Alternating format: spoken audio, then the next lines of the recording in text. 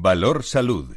La actualidad de la salud en primer plano. Comenzamos en la radio y en internet nuestro tiempo de salud y sanidad con las voces de expertos que, como siempre, nos ayudan a entender mejor qué está pasando, queridos amigos, queridas amigas, en el entorno de nuestra sanidad, y lo hacemos en un programa de radio que es diferente.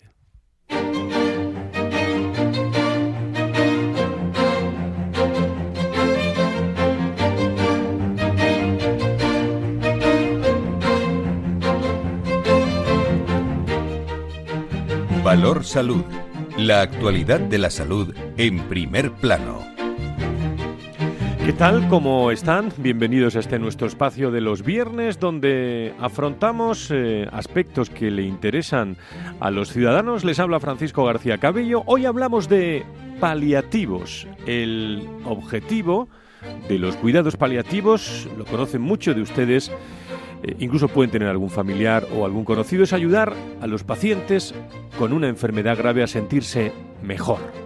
Estos previenen o tratan los síntomas y efectos secundarios de la enfermedad y los tratamientos. Con los cuidados paliativos también se tratan problemas emocionales, sociales, prácticos y, si quieren, también espirituales que la enfermedad plantea. Cuando los pacientes se sienten mejor en estas áreas, tienen, sin duda alguna, es la palabra que hoy va a salir aquí, una mejor calidad de vida. Los cuidados paliativos pueden brindarse al mismo tiempo también que los tratamientos destinados para curar o tratar la enfermedad. Se puede recibir cuidados paliativos cuando se diagnostica, lógicamente, la enfermedad durante todo el tratamiento, durante el control y al final de la vida. Es intención también de este espacio aquí en Capital Radio de Valor Salud, de los viernes, definir y que opinen nuestros expertos sobre paliativos desde la visión que estamos hablando, ayudando a la calidad de vida, de aliviar, sea cual fuera el origen. Una enfermedad grave afecta más que simplemente al cuerpo, sin duda alguna lo dicen los expertos, impacta todos los ámbitos de la vida y de la vida de los miembros de la familia. ¿Algún dato? Cada día mueren en España unas 140 personas con un sufrimiento evitable. Cada año en España más de 105.000 personas necesitan cuidados paliativos especializados, pero más de 51.000 no los reciben. Únicamente 8 de cada 40 facultades, doy este dato, incluyen en sus programas formativos una asignatura obligatoria de medicina paliativa. Paliativos, cuidados paliativos, ¿qué está haciendo? ¿Qué se está haciendo desde la medicina española? ¿Cómo se está haciendo? ¿Y cómo se está avanzando? A debate hoy, aquí, en Valor Salud.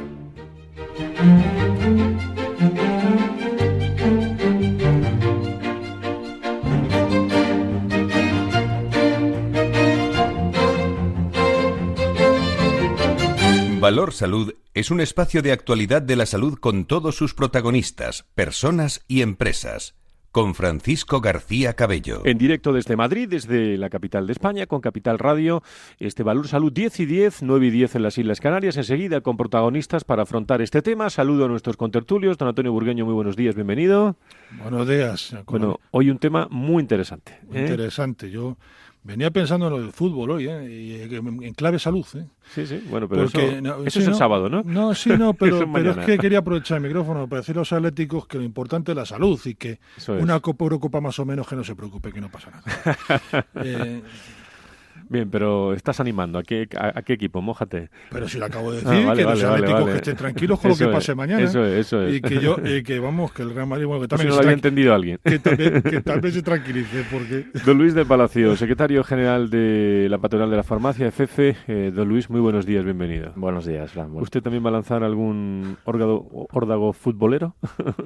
No, solamente que pase lo que pase, por favor, se dejen los demás en paz, que lo disfruten y que muy no... Bien. Porque gane uno, gane el otro, yo estoy diciendo, verás ya todos los mensajes, todo el mundo ahí, muy, en fin, nada. Que la Copa se quede en Madrid, bueno, pues ya está. Fenomenal. Don Luis Jiménez, desde el ámbito periodístico y todo el entorno de salud, muy buenos días, Luis, ¿cómo estás? Muy buenos días. Bueno, ¿cómo ha ido toda la semana en el entorno de la actividad de salud y sanidad en nuestro país? Con mucha actividad, ¿no? Efectivamente, apretadísima. Y bueno, solo una puntualización sobre el fútbol, que yo he vivido siempre cerca de la fuente de la Cibeles y la de Neptuno, que no nos rompan ninguna de las dos, gane quien gane. Vale. Bueno, pues eso, vamos a estar muy pendientes de todo eso mañana, pero vamos a ponernos un poquito serios, Luis, al repasar la actualidad, al empezar las noticias. ¿Qué ha dicho Francia sobre el asunto de un ensayo clínico, desafortunado? Sí, efectivamente, pues han pasado 4 meses aproximadamente desde que falleció un paciente en la realización, un paciente originalmente sano, en la realización de un ensayo clínico. Y bueno, pues parece que el gobierno francés, con la correspondiente investigación que ha realizado, ha concluido que se debió a lentitud por parte de la empresa que realizó la investigación. Entonces, pues esto es una buena lección, sobre todo para los laboratorios del país vecino, para que alerten puntualmente sobre cualquier eventualidad en las investigaciones. Bueno, y cuéntame, ¿por qué hemos hablado esta semana también de la esclerosis múltiple? Pues que este mismo miércoles ha sido el Día Mundial de esta patología, que es crónica, degenerativa, que tiene una prevalencia pues bastante importante, que ya puede llegar a las 125 personas por cada 100.000 habitantes, sumando una cantidad total de 47.000 personas afectadas en nuestro país, ¿no? Y bueno, pues afecta al sistema nervioso central, sobre todo a gente muy joven, entre los 20 y los 40 años es cuando se diagnostica, y bueno, pues hay que seguir investigando en ella. De la esclerosis múltiple al autismo, ¿qué se ha dicho en Madrid, en la capital de España, este conjunto de trastornos? Efectivamente, pues sí, ayer hubo una reunión interesante en el Hospital General Universitario Gregorio Marañón, en la que se habló de autismo, también compañeros de uno de nuestros invitados de hoy. Y bueno, pues se recalcó que necesita una atención médica integral, que no hay un tratamiento para los síntomas nucleares, ¿no? Como puede ser, por ejemplo, no mantener la mirada fija a los interlocutores, que van siempre acompañadas de comorbilidades muy importantes, y que bueno, podemos hablar de una prevalencia de cara al año 2020 del 5%, que es muy elevado. Bueno, y ahora dime algo de la importancia, y lo trataremos también en profundidad, y luego algo nos comentará Luis también, sobre el Libro Blanco de la Sanidad presentado esta semana en Madrid. Efectivamente, pues nada, fue una presentación absolutamente solemne en la sede de la Confederación Española de Organizaciones Empresariales, COE, y bueno, pues se centra este documento en la atención sanitaria, la integración sociosanitaria y en la dependencia.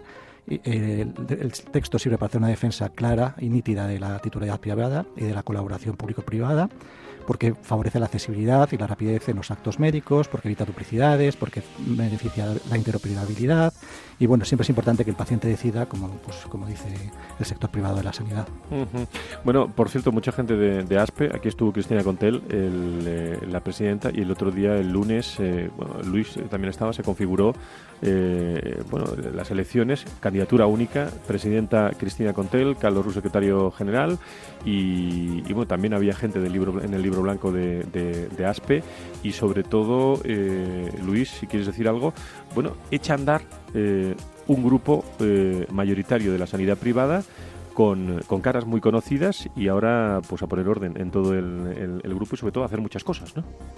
Sí, la verdad que la impresión que van dejando en todos los actos es de mucha ilusión. El resto de asociaciones de profesionales sanitarios o de empresas sanitarias, ya sean sociosanitarios, farmacias, etcétera, la verdad es que los vemos con ganas de empezar a colaborar juntos, o quién sabe si algo más, pero... Uh-huh. Bueno, gran trabajo de Carlos Ruz, secretario general que como siempre, y aunque sea con tertulio lo decimos también, buen trabajo, porque para esto las cosas no llegan de rebote, sino hay que trabajar mucho en el sector todos juntos. Más noticias del entorno de la salud, ahora que se ha abierto otra facultad, por cierto, de medicina en Vic. ¿No es peligroso abrir demasiadas universidades, querido Luis? Pues así deben pensarlo las asociaciones de estudiantes de medicina, porque parece que podrían peligrar los números clausus. Por eso. Incluso el sistema AMIR, llegado el caso, ¿no? Y bueno, pues ahí tienen el ejemplo de los dentistas, de los odontólogos, que la verdad es que están sufriendo una precariedad laboral bastante importante por el exceso de graduados cada promoción, ¿no? Bueno, pues nos vamos un rato a Zaragoza y a Granada. Sí, pues nada, saludamos a Fernando Mugarza, que no sé si estará por ahí o no, pero... Yo creo que está en otro sitio hoy, bueno, por eso no está aquí. Pero con el corazón siempre anda por ahí, por Zaragoza, ¿no?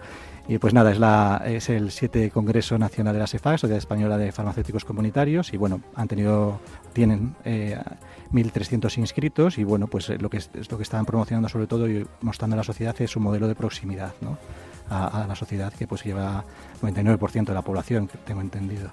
Y hoy es el Día Mundial del Paciente Celíaco. Efectivamente, pues nada, 450.000 personas aproximadamente padecen este mal, esta enfermedad. Y bueno, por decir algo que no encaje pues en las informaciones habituales, decir lo que ha comentado el Consejo General de Colegios de Farmacéuticos de España, ¿no?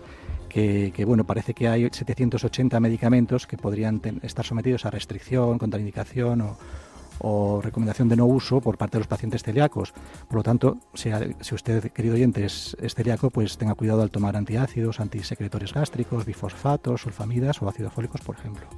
Bueno, y para acabar, si hemos empezado con una noticia desfavorable sobre un laboratorio en Francia, bueno, vamos a compensar también ahora explicándome por qué están tan contentos. Y mando un saludo al director de comunicación, Paco Fernández, con el que estuvimos el lunes, de Pharma Industria, aquí en España. Efectivamente, pues nada, las cosas cuando salen bien y responden a impulsos claros, sinceros e importantes, pues tienen un buen fruto, ¿no? Esto yo creo que ha sido mérito especial de Javier Llena, que es el CEO de Lilly en España y vicepresidente de Pharma Industria, pues que yo la verdad es que he tenido la suerte de acompañarle en algunos actos un poco reservados de Pharma Industria y han promocionado mucho este modelo de transparencia por el que vamos a conocer todos los ciudadanos pues los pagos que hacen los laboratorios a los médicos, a las sociedades científicas, a las asociaciones de pacientes, y además a partir del 1 de enero va a ser con carácter nominativo, o sea, vamos a saber qué pago llega a cada cual. Y esto pues redundará en una total transparencia pues de los pagos y eliminará suspicacias y temores, sospechas. Queridos contertulios, ¿algo que comentar sobre todas estas noticias que ponemos encima de la mesa de la actualidad de la salud y la sanidad, Antonio? ¿Me permite una noticia más? Por supuesto, es del nivel personal, pero de la salud. Ha muerto de una manera repentina el doctor Marín, Manuel Marín, que fue hasta hace muy poquito el director del Hospital de Alcira. Hombre. Buen amigo que convivimos en un máster de gestión para humanización, era un humanista interesante, gran persona, y desde aquí un abrazo a todos sus seres queridos, ¿no? Pues nos unimos, un abrazo a toda la familia. Repentino, y ha sido un impacto para todos, ¿no? Bueno, pues un abrazo a toda la familia del doctor Marín y bueno, y lo acompañamos en el sentimiento a toda la familia. Don Luis, ¿algo más? ¿Alguna previsión para la semana que viene? ¿Alguna noticia destacada que tengamos que tener en cuenta? Pues sí, seguramente saldrán algunas más a lo largo de la tertulia, ¿no? Pero bueno, hablaremos del Día Mundial de los Pacientes Trasplantados, que será el 6 de junio, y bueno, también iremos dando algo de luz a esa candidatura oculta o misteriosa de Rafael Bengoa por parte del PSOE en ese posible gobierno en la sombra. Bueno, pues una persona con bastante experiencia en sanidad nacional e internacional, y veremos si eso se va confirmando o no. Vale, tocaremos conforme se vaya acercando junio, no lo vamos a tocar ya, ¿no? Que si no nos vamos a... y tocaremos el tema de cómo afecta a la política y los programas de los distintos partidos políticos. Gracias, Luis Jiménez, te quedas con nosotros en la tertulia, 9 y 19 en las Islas Canarias, y enseguida tocamos un tema que me parece muy interesante, paliativos. Valor Salud. La actualidad de la salud en primer plano. Pues lo decíamos en la portada, el objetivo de los cuidados paliativos es ayudar a los pacientes con una enfermedad grave a sentirse mejor. Yo decía que es intención también de este espacio, con expertos, definir siempre de otra forma, contándolo para que tengan ustedes todo tipo de información y que opinen nuestros expertos sobre paliativos desde la visión que estamos hablando de ayudar a esa calidad de vida, ayudar y ver cómo se está aliviando esa calidad de vida, sea cual fuera el origen de esa enfermedad, una enfermedad que afecta más que simplemente al cuerpo, impacta sobre todos los ámbitos de la vida, y especialmente de la vida de los miembros de la familia. Me van a permitir que presente, y todos nuestros contertulios están pendientes también de esta charla. Al otro lado del hilo telefónico, creo que tengo ya a don Emilio Herrera. Don Emilio, encantado de saludarle. Muy buenos días. ¿Qué tal? Buenos días. Muchísimas gracias. Emilio Herrera es presidente y CEO de la Fundación New Health, fue CEO de Enterprising Solution for Health y antes director general de Atención Sociosanitaria y Salud del Servicio Extremeño de Salud, Gobierno de Extremadura. Ha puesto en marcha en Sevilla una interesantísima iniciativa y es una de nuestras voces acreditadas en España hablando de este asunto de paliativos. Aquí en el estudio se encuentra con nosotros Ricardo Martino, coordinador de la Unidad de Cuidados Paliativos del Hospital Niño Jesús.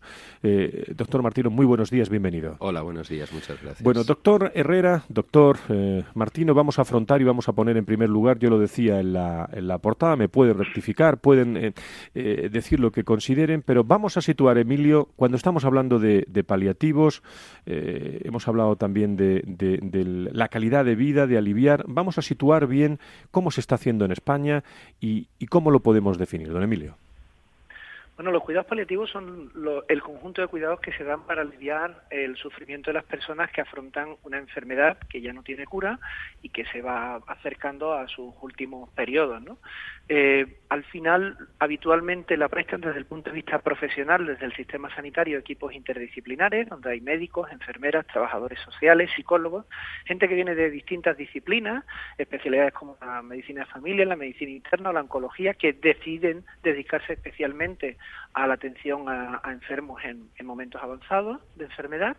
Y por otra parte también deben de conjugarse con profesionales que vienen de otros sectores, como los servicios sociales, para intentar acompañar a la familia y al propio paciente a aliviar todas las necesidades que puedan tener en el ámbito no solo, como muy bien indicabas, no solo desde el punto de vista físico, sino también psicológico, emocional, social, laboral.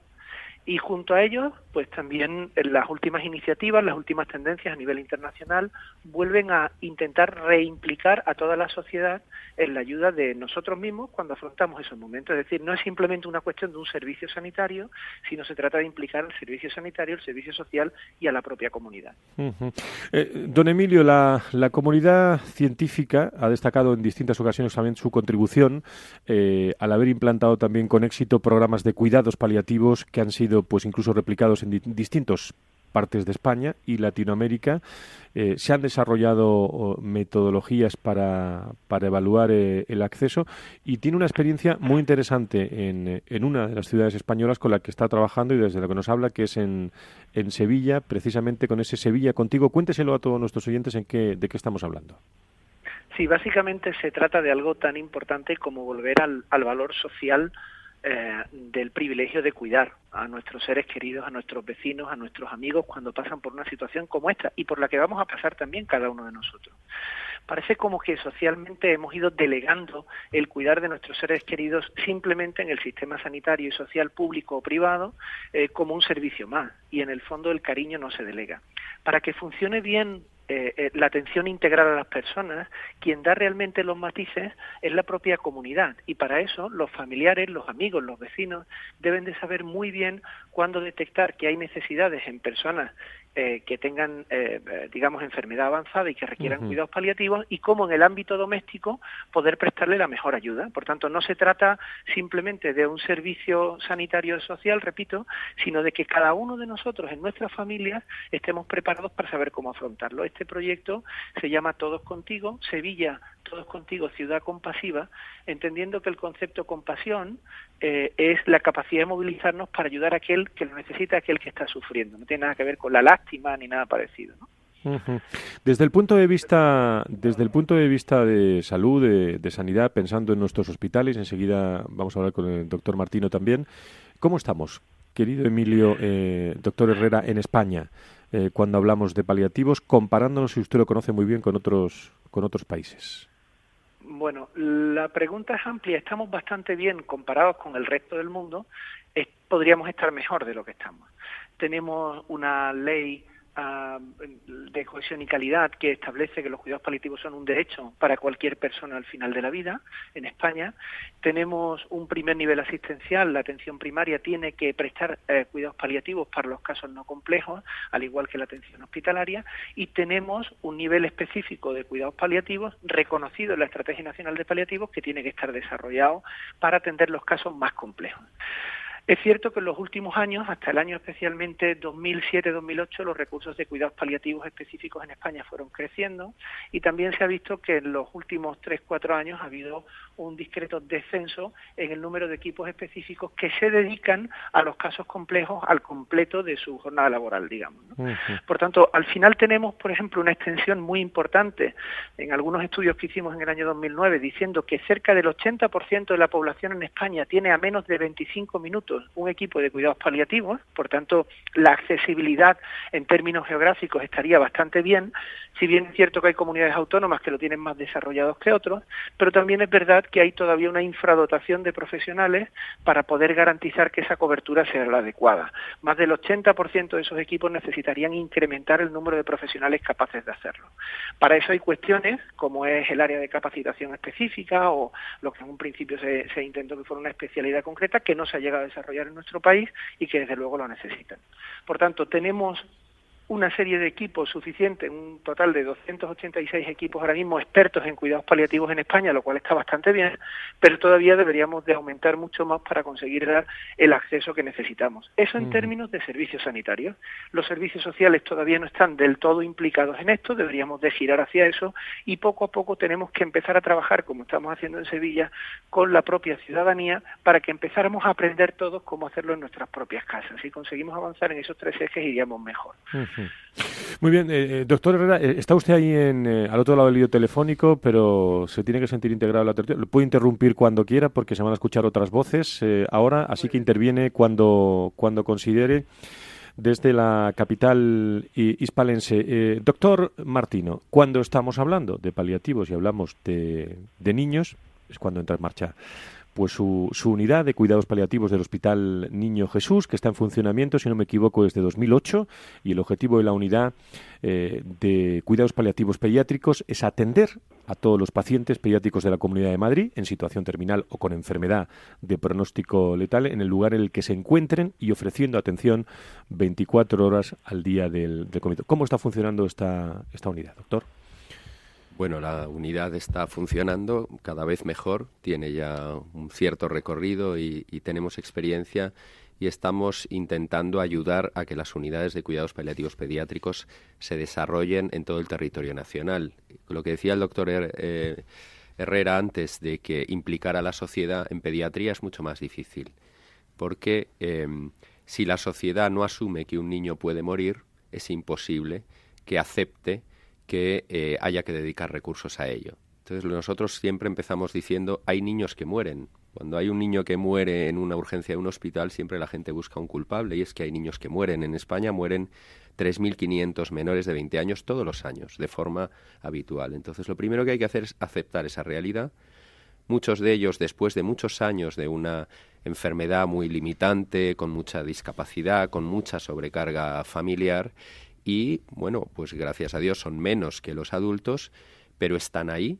Y si hablaba antes el doctor Emilio Herrera de complejidad, para los médicos que atienden y los equipos que atienden pacientes adultos, encontrarse con un niño ya es un nivel alto de complejidad. Por eso, yo soy pediatra y desde la pediatría y del mundo pediátrico hay que dar ese paso adelante para atender a los niños que lo necesitan.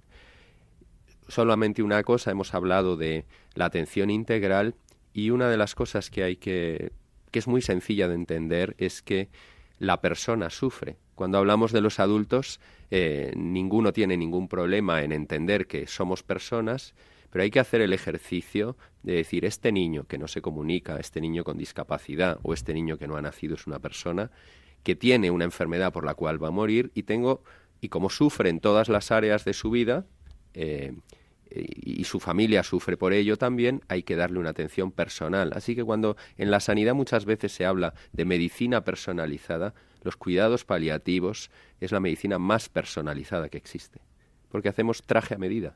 Las necesidades de los pacientes son variables no solamente de paciente a paciente, de familia a familia y de momento a momento. A lo largo de un proceso de enfermedad, lo que el paciente necesita para estar bien es diferente a lo largo del tiempo. Entonces, bueno, pues es alta complejidad, pero bueno, nos dedicamos a ello, intentamos hacerlo lo mejor posible y ahora en diferentes puntos de España esto está adquiriendo un cierto impulso y bueno, pues por ejemplo también en Sevilla ahora han comenzado con esto. Sí, adelante, doctor Herrera.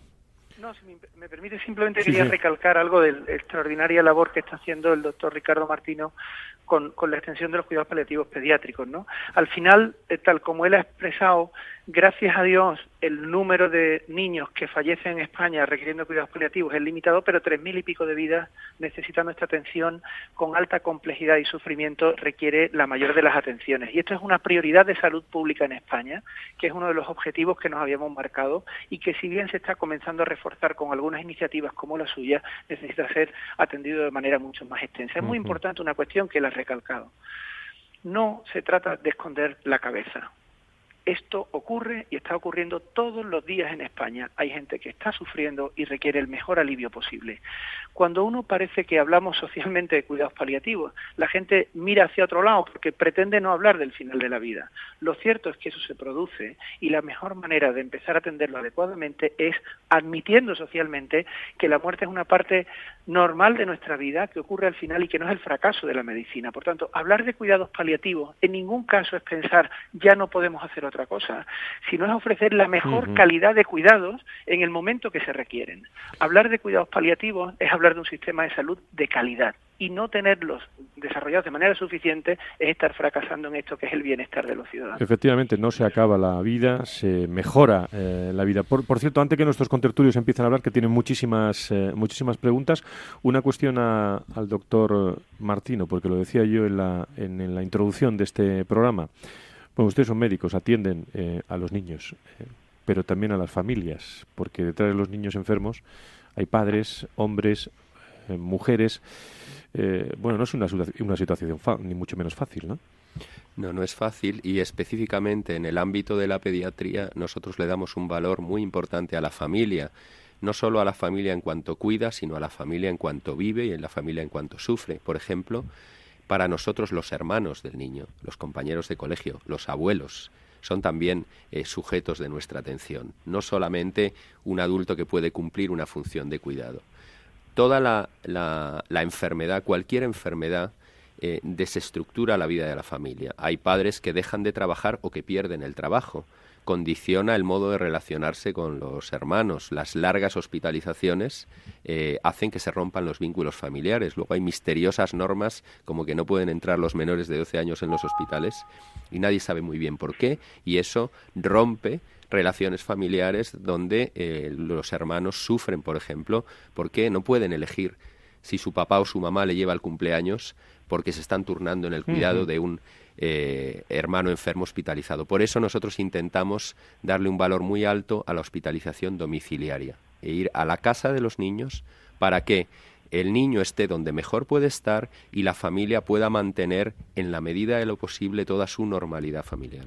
Con el doctor Herrera, con el doctor Martino, dos voces acreditadas en paliativos en España, nuestros contertulios, seguro que tienen muchas cosas que contar, pues Luis, Antonio y el otro Luis también, Jiménez, pues adelante con las preguntas, quien quiera, Antonio, Luis.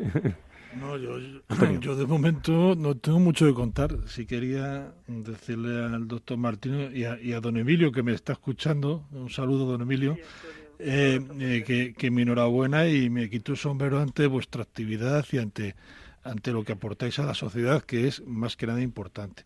Estáis trabajando en una parte de la medicina, ya habéis explicado muy bien que es más que medicina, es mucho más que la medicina, aunque antes la medicina tiene un carácter más social, ¿no? Aquello de si puedes curar, cura, si no alivia y si no consuela, ¿no? Bueno, pues yo creo que esa parte de aliviar y consolar, yo creo que estéis vosotros en ello y en algo tan sensible como los niños. Y ante retos, yo doctor, veo, bueno, la pregunta es para los dos, el razonamiento.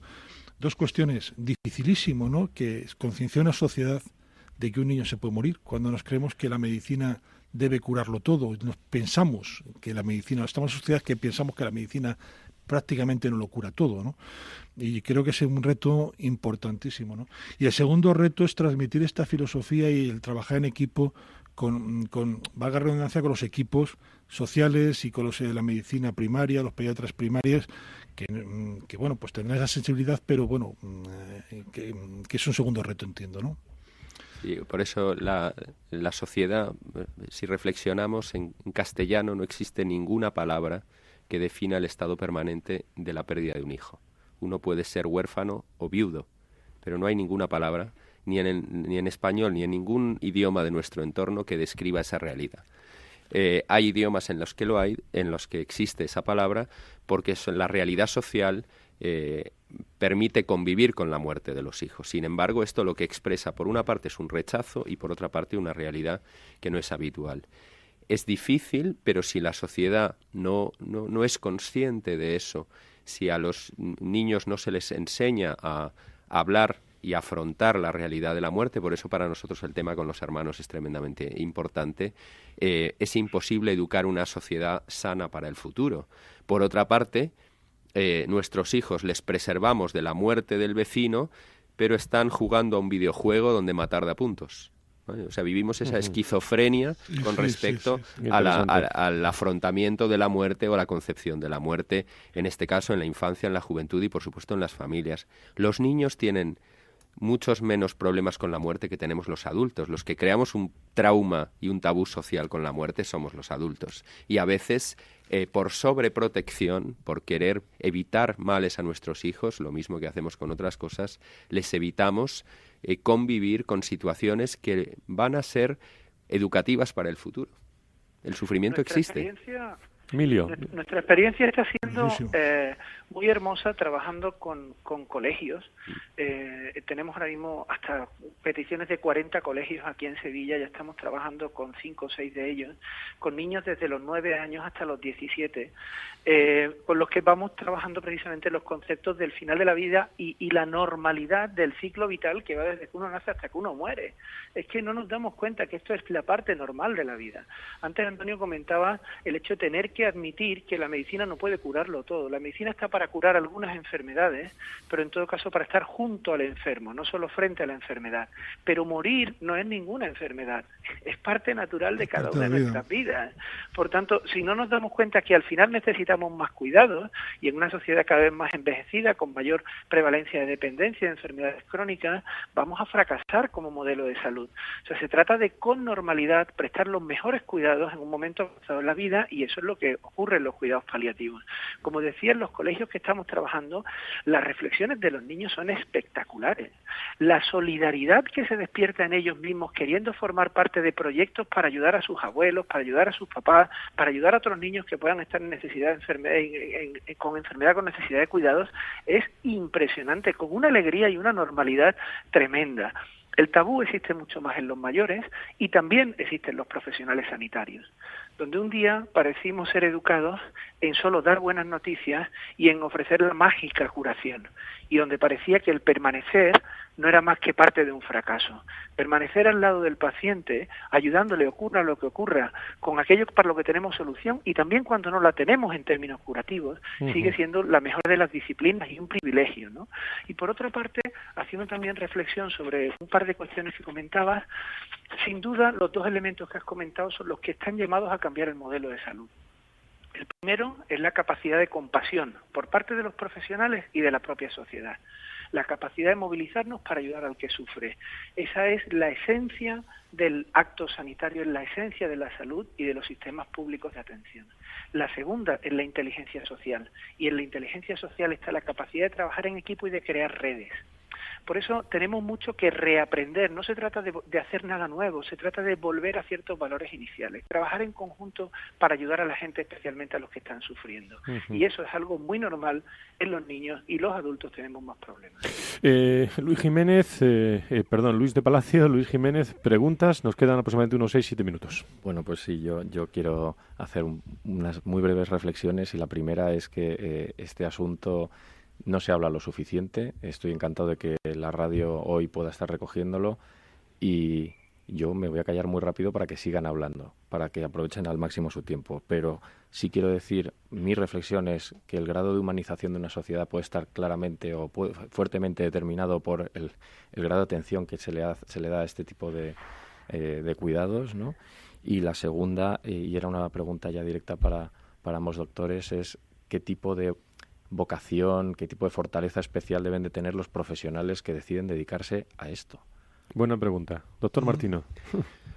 Bueno, yo creo que es la misma vocación que nos ha llevado a la medicina, a la enfermería, al trabajo social, a la psicología, a la atención espiritual. Es decir, en la raíz de la vocación de estas profesiones está la vocación de servicio. Otra cosa es que en nuestras facultades y en el sistema súper tecnificado y que ha puesto toda su esperanza en la tecnología, se haya perdido la raíz de la vocación. Una de las aportaciones que puede hacer el cuidado paliativo a la atención de los pacientes en el resto de las especialidades y en el resto de la sociedad es precisamente ayudar a recuperar la vocación original.